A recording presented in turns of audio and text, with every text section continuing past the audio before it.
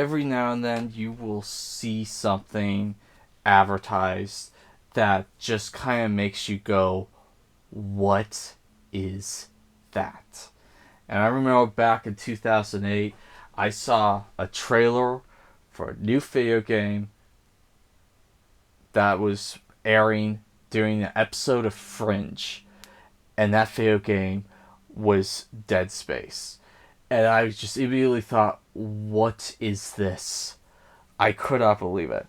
And see all of the advertisement, it's like, okay, this seems like too good to be true. A space horror video game among the likes of Event Horizon or Alien or John Carpenter's The Thing. It felt like a collaboration of all those together. And finally I got it on the PC. Then years later on the Xbox 360.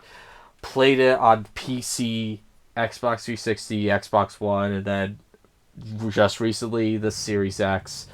And yeah, all these years later, after playing it so many times, this is one of the greatest survival horror video games ever made. Hostile life form detected.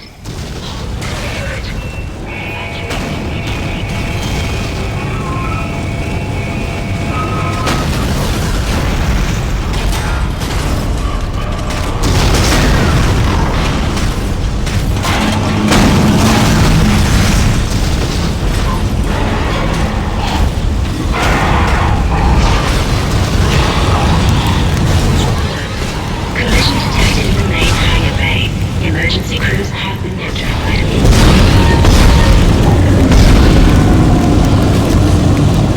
Now, first things first, if you have never heard this series before and you are hearing it now for the first time, do yourself a favor, do not watch any trailers for this game, do not look at any reviews for this game, do not even read the freaking back of the case for this game, because they almost all universally spoil to you one of the biggest surprise aspects of the opening level. And it's how you combat your enemies. Now, look, I understand this seems like a cheap ploy to prevent you from looking at any competing reviews, but for the life of me, I don't know why everyone spoils this, because when you're in the first level of this game and you'll play along, you see this thing happen and it's so obvious it's supposed to be a surprise, and yet it's like it wasn't for me because I already knew this going in. It's like, would have been kind of nice if I didn't have this spoiled for me. And so I'm trying to help you out. If you have no idea what I'm talking about, go ahead, play the opening level, and then you can watch all the reviews and trailers and look at the back cover of this game. Moving on from that, one of the things I absolutely love about this game is the Ishimura itself. The design of the ship is incredible. Every room feels like it has a purpose. You're not going to find 39 just empty rooms with nothing in them. You're going to find the engine room, you're going to find hydroponics, you're going to find a medical room, chemistry room, you're going to find all of these different rooms that have a purpose. Surprisingly, there's a decent number of bathrooms on this ship, which makes sense because it's like, yeah, you would have a good number of bathrooms on a spaceship. And then, yeah, the bridge makes sense. I mean, you have all of these rooms that actually make sense. And the presentation of these rooms are incredible as well. The detail in these rooms is amazing. These don't feel like just blank square rooms. They feel like they have intricate machines going on in the background. It feels like every room serves a purpose on the USG Ishimura, and it's amazing. And the presentation, the design, and even the story are truly incredible. I love the story to this game. You basically start off, you're Isaac Clarke, you're an engineer in his mid to late 40s, and you basically get a call, you and your crew get a call that the USG Ishimura's communications are offline. And so you go out to fix it. And then all hell breaks loose. But like, one of the things I love about the story is with Isaac Clarke himself. Isaac Clarke is not this tough, rough, former special forces operative that has a dark and secret past. He's not this ex-military. He's an engineer. And he's in his 40s. And it's like one of the most human main protagonists I've seen in a long time in video games.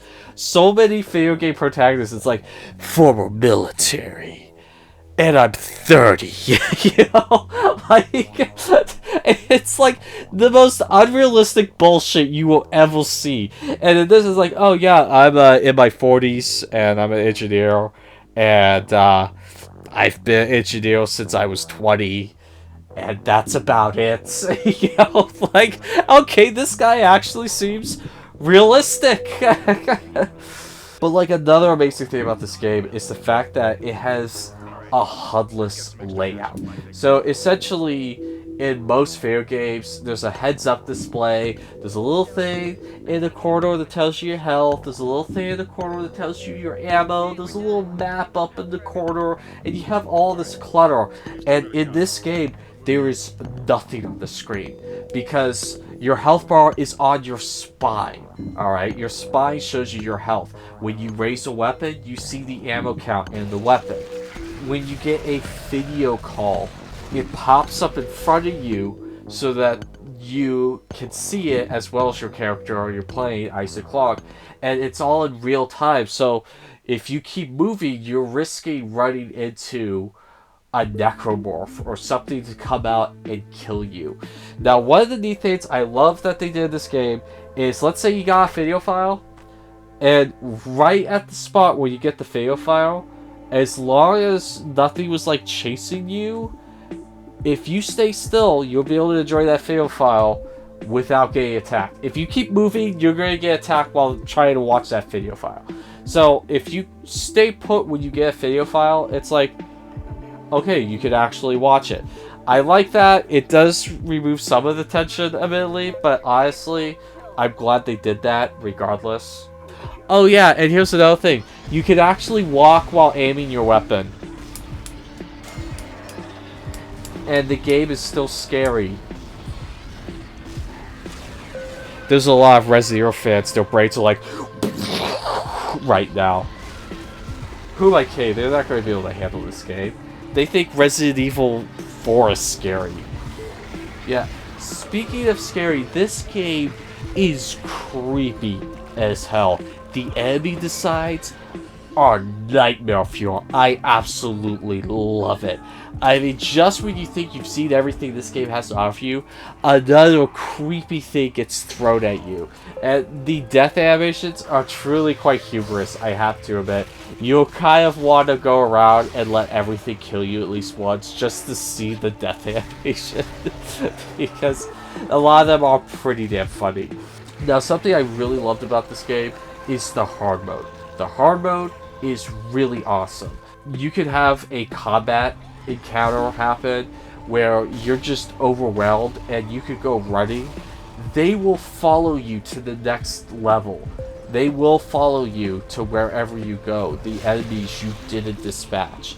And so I absolutely love that in this game, the enemies are bullet sponges. You can still take them out the same amount of shots that it takes you on easy mode. It's just you're not as durable as you were on easy mode.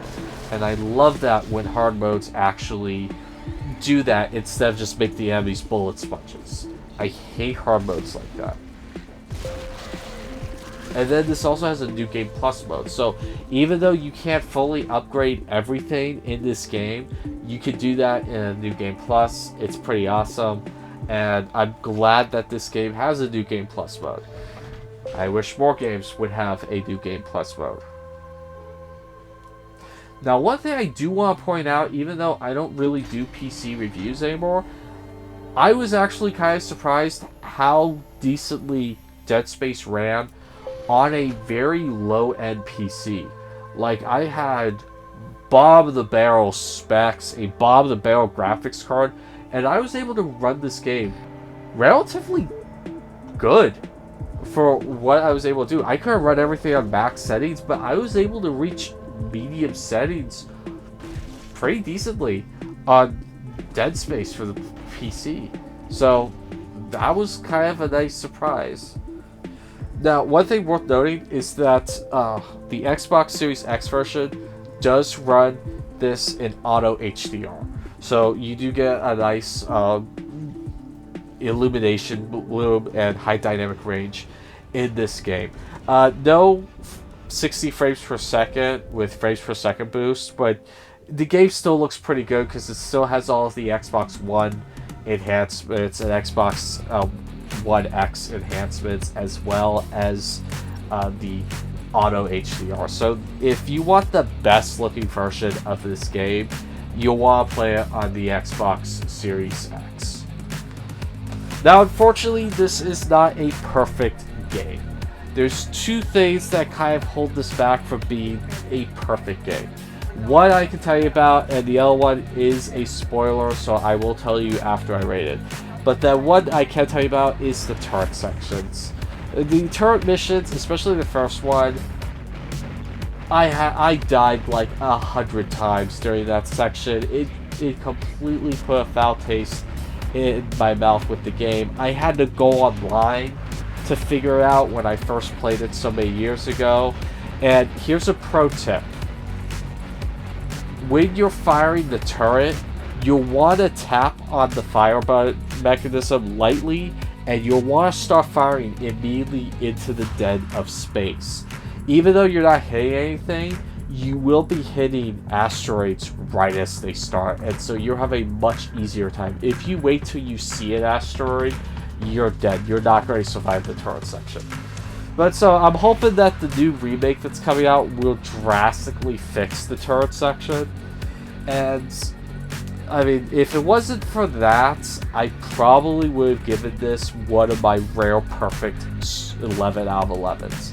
So far, I've only done that with 2 games and 1 movie on my channel, and this almost hit it, but unfortunately, the turret section just kind of took one away. And the next thing I also didn't like, I'll talk to you about after I do the raid. I'll give you a spoiler warning. This is a truly spectacular game. I cannot stress that enough. The few problems it does have is not enough to make you completely turn away from this game. It's just enough to prevent it from being a flawless game. But this is so close to being a flawless game.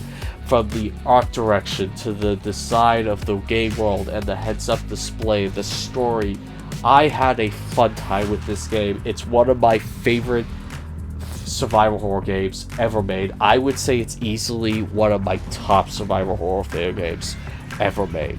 I absolutely love this, and if it wasn't for the turret section and this one other thing, this probably would have been a higher rating on my review score system. Now, onto that spoiler I have to talk about. It is a spoiler moment here, so if you haven't played the game, move on. I am so sick and tired of the cliche evil scientist. That kind of spoiled the story for me. The evil scientist, we don't even get to kill him. I mean, he's obnoxious as hell, and it's just like, please spare me. Anyway, second to the last level of the game, he's finally gone. It's like, okay, well, I wish I could have killed him, but at least I don't have to deal with him anymore. But anyway, so that's been my review of Dead Space. Let me know what you guys think about it in the comments down below. My name's Christopher Carl with 11 Hour View, and that will be all.